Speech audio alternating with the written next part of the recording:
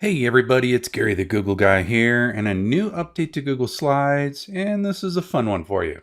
You will now have the ability, as you can see on my screen, to add GIFs and stickers to slides. So you can access this feature in a couple of places. You can access it from the icon in the top middle of your screen to insert image.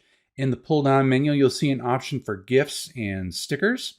And if you don't want to access it there, you can go to your insert menu in the upper left, image, in the pull down, the option for GIFs and stickers. And when you select that, it will pop a window out to the right side of the screen. You can then do your search, find your actual GIF or sticker that you'd like to use, and then you can drag and drop that into your slide wherever it may be.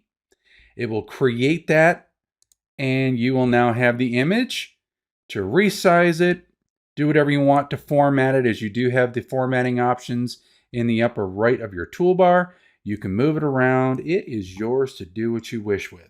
So just wanted to let you know on that new feature. Like I said, kind of a fun one. If you want to add a little razzmatazz to your slides, you now have the option of adding GIFs and stickers.